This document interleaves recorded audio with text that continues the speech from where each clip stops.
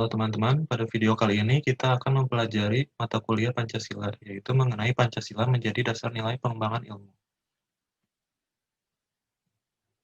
Pada materi ini terdapat 3 bahasan, namun dalam video ini kita akan terfokus pada poin nomor 2, yaitu sumber historis tentang Pancasila sebagai dasar nilai pengembangan ilmu di Indonesia. Sumber historis Pancasila sebagai dasar nilai pengembangan ilmu di Indonesia dapat kita telusuri pada awalnya dalam dokumen negara, yaitu pembukaan Undang-Undang Dasar 1945. Dalam alinea keempat pembukaan Undang-Undang Dasar 1945 berbunyi, kemudian daripada itu, untuk membentuk suatu pemerintah negara Indonesia yang melindungi segenap bangsa Indonesia dan seluruh tumpah darah Indonesia, dan untuk memajukan kesejahteraan umum, mencerdaskan kehidupan bangsa, dan ikut melaksanakan ketertiban dunia berdasarkan kemerdekaan, perdamaian abadi, dan keadilan sosial, maka disusunlah kemerdekaan kebangsaan Indonesia itu dalam suatu Undang-Undang Dasar Negara Indonesia yang terbentuk dalam suatu susunan negara Republik Indonesia yang berkedaulatan rakyat dengan berdasar kepada ketuhanan yang Maha Esa, dan seterusnya. Kata mencerdaskan kehidupan bangsa mengacu pada pengembangan iptek melalui pendidikan. Amanat dalam pembukaan Undang-Undang Dasar 1945 yang terkait dengan mencerdaskan kehidupan bangsa itu haruslah berdasar pada nilai-nilai Pancasila. Proses mencerdaskan kehidupan bangsa yang terlepas dari nilai-nilai spiritualitas kemanusiaan, solidaritas kebangsaan, musyawarah, dan keadilan merupakan pencederaan terhadap amanat pembukaan Undang-Undang Dasar 1945 yang merupakan dokumen sejarah bangsa Indonesia. Pancasila sebagai dasar pengembangan ilmu belum banyak dibicarakan pada awal kemerdekaan bangsa Indonesia. Hal ini dapat dimaklumi mengingat para pendiri negara yang juga termasuk cerdik cendekia atau intelektual bangsa Indonesia pada masa itu mencurahkan tenaga dan pemikirannya untuk membangun bangsa dan negara. Para intelektual merangkap sebagai pejuang bangsa masih disibukkan pada upaya pembenahan dan penataan negara yang baru saja terbebas dari penjajahan. Penjajahan tidak hanya menguras sumber daya alam negara Indonesia, tetapi juga menjadikan bagian terbesar dari rakyat Indonesia berada dalam kemiskinan dan kebodohan. Segelintir rakyat Indonesia yang mengenyam pendidikan di masa penjajahan itulah yang menjadi pelopor bagi kebangkitan bangsa, sehingga ketika negara Indonesia merdeka diproklamirkan, mereka merasa perlu mencantumkan aspek kesejahteraan dan pendidikan ke dalam pembukaan Undang-Undang Dasar 1945 yang berbunyi, memajukan kesejahteraan umum, mencerdaskan kehidupan bangsa, dan melindungi segenap tanah tumpah darah Indonesia. Sila-sila Pancasila yang tercantum dalam pembukaan Undang-Undang Dasar 1945 jelas merupakan bagian dari amanat para pendiri negara untuk mengangkat dan meningkatkan kesejahteraan dan memajukan kesejahteraan bangsa dalam arti penguatan perekonomian bangsa dan pengembangan ilmu pengetahuan yang dapat mengangkat harkat dan martabat bangsa Indonesia agar setara dengan bangsa-bangsa lain yang ada di dunia. Kemudian sumber historis selanjutnya kita dapat melihat pada Soekarno dalam rangkaian Kuliah Umum Pancasila Dasar Falsafah Negara pada 26 Juni 1958 sampai dengan 1 Februari 1959. Sebagaimana disitir Sofyan Effendi, Rektor UGM dalam Simposium dan Sarasehan Pancasila sebagai paradigma ilmu pengetahuan dan pembangunan bangsa pada 14-15 Agustus 2006 selalu menyinggung perlunya setiap sila Pancasila dijadikan blueprint bagi setiap pemikiran dan tindakan bangsa Indonesia, karena kalau tidak akan terjadi kemunduran dalam pencapaian keadilan sosial bagi seluruh rakyat Indonesia. Pancasila sebagai blueprint dalam pernyataan Soekarno kurang lebih mengandung pengertian yang sama dengan Pancasila sebagai dasar nilai pengembangan iptek, karena sila-sila Pancasila sebagai blueprint harus masuk ke dalam seluruh rencana pemikiran dan tindakan bangsa Indonesia. Kemudian sumber historis selanjutnya dapat kita temui dalam diskusi dan seminar di kalangan intelektual di Indonesia. Salah satunya adalah di perguruan tinggi. Pancasila sebagai dasar nilai pengembangan ilmu baru mulai dirasakan sebagai kebutuhan yang mendesak sekitar tahun 1980-an, terutama di perguruan tinggi yang mencetak kaum intelektual. Salah satu perguruan tinggi di Indonesia yang membicarakan hal tersebut adalah Universitas Gadjah Mada, Yogyakarta. Yang pertama itu ada seminar dengan tema Pancasila sebagai orientasi pengembangan ilmu. Pada 15 Oktober 1987, Universitas Gadjah Mada menyelenggarakan seminar dengan tema Pancasila sebagai orientasi pengembangan ilmu bekerja sama dengan Harian Kedaulatan Rakyat. Dalam sambutannya, Rektor Universitas Gadjah Mada pada waktu itu, Profesor Dr. Kusnadi Harjasumantri, SH, menegaskan bahwa seminar dengan tema Pancasila sebagai orientasi pengembangan ilmu merupakan hal baru dan sejalan dengan Pasal 2 Statuta Universitas Gadjah Mada yang disitirnya dalam sambutan berbunyi sebagai berikut. Universitas Gadjah Mada adalah lembaga pendidikan tinggi nasional bagi pembentukan dan pengembangan kepribadian serta kemampuan manusia seutuhnya bagi pembinaan ilmu, pengetahuan, dan teknologi, dan bagi pelestarian dan pengembangan secara ilmiah unsur-unsur dan seluruh kebudayaan serta lingkungan hidup dan lingkungan alaminya, yang diselenggarakan dalam rangka pembangunan bangsa dan negara sesuai penjelmaan dan pelaksanaan Pancasila dan Undang-Undang Dasar 1945, demi tercapainya cita-cita proklamasi kemerdekaan seperti tercantum dalam pembukaan Undang-Undang Dasar 1945.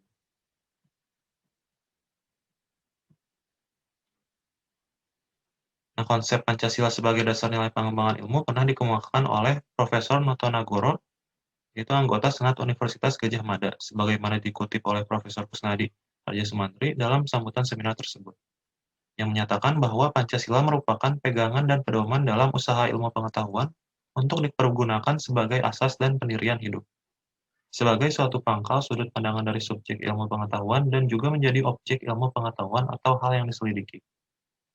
Penggunaan istilah asal dan pendirian hidup mengacu pada sikap dan pedoman yang menjadi rambu normatif dalam tindakan dan pengambilan keputusan ilmiah.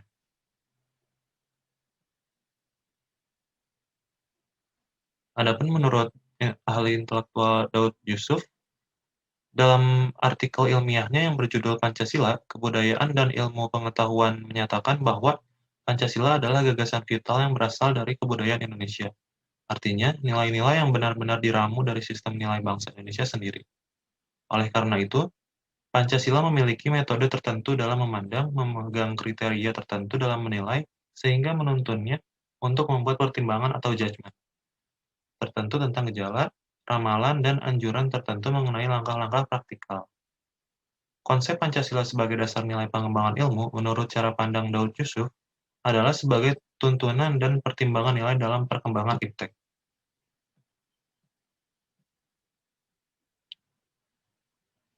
Kemudian ada Profesor Dr. T. Jacob yang melihat bahwa pada abad 17 terjadi perubahan besar dalam cara berpikir manusia. Hal ini ditandai dengan terjadinya sekularisasi ilmu pengetahuan, sehingga terjadi pemisahan antara raga dan jiwa yang dipelajari secara terpisah. Bagian raga diperlukan sebagai materi dan diterangkan, sebagaimana halnya dengan gejala alam. Ilmu pengetahuan alam terpisah dari ilmu pengetahuan sosial dan humaniora. Menjelang akhir abad 20, kemajuan ilmu pengetahuan dan teknologi semakin pesat sehingga terjadi teknologisasi kehidupan dan penghidupan. Teknologi berkembang sendiri dan makin terpisah, serta jauh meninggalkan agama dan etika, hukum, ilmu pengetahuan sosial, dan humaniora. Profesor Dr. T. Jacob menegaskan bahwa Pancasila seharusnya dapat membantu dan digunakan sebagai dasar etika, ilmu pengetahuan, dan teknologi di Indonesia. Untuk itu, 5 prinsip besar yang terkandung dalam Pancasila cukup luas dan mendasar untuk mencakup segala persoalan etik dalam ilmu pengetahuan dan teknologi, yaitu 1. Monoteisme, 2. Humanisme dan solidaritas karya negara, 3. Nasionalisme dan solidaritas warga negara, 4. Demokrasi dan perwakilan, dan yang terakhir keadilan sosial. Nah, kemudian untuk penyebaran sila-sila Pancasila ke dalam sistem etika ilmiah dikemukakan Jacob adalah sebagai berikut. Yang pertama itu sila ketuhanan yang Maha Esa. Melengkapi ilmu pengetahuan dengan menciptakan perimbangan antara yang irasional dan rasional, antara rasa dan akal. Sila pertama ini menempatkan manusia dalam alam semesta sebagai bagiannya, bukan sebagai pusat dan tujuan, serta menuntut tanggung jawab sosial dan intergenerasional dari ilmuwan dan teknologi. Kemudian, selanjutnya sila kemanusiaan yang adil dan beradab.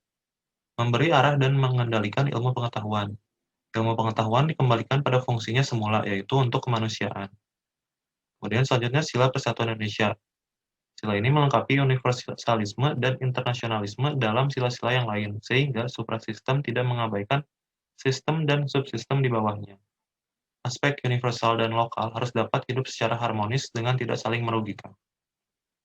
Lalu sila kerakyatan yang dipimpin oleh hikmah kebijaksanaan dalam permusyawaratan atau perwakilan, mengimbangi autodinamika iptek, serta mencegah teknologi berevolusi sendiri dengan leluasa. Percobaan, penerapan, dan penyebaran ilmu pengetahuan harus mencerminkan semangat demokratis dan perwakilan rakyat harus dapat memusyawarahkannya sejak dari kebijakan penelitian sampai ke penerapan massal hasil-hasilnya. Selanjutnya, sila keadilan sosial bagi seluruh rakyat Indonesia menekankan ketiga keadilan Aristoteles, yaitu distributif, legalis, dan komutatif dalam pengembangan, pengajaran, dan penerapan iptek. Keadilan sosial juga menjaga keseimbangan antara individu dan masyarakat.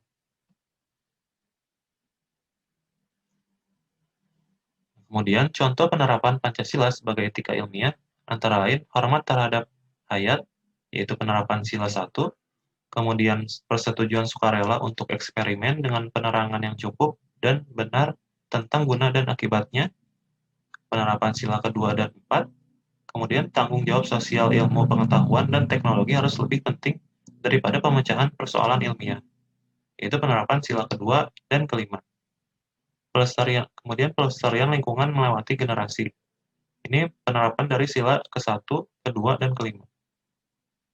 Sikap ilmiah yang didasarkan pada moralitas Pancasila merupakan upaya pengendalian pengembangan iptek, sekaligus sebagai faktor penyeimbangan antara kecerdasan intelektual, kecerdasan emosional, dan kecerdasan spiritual.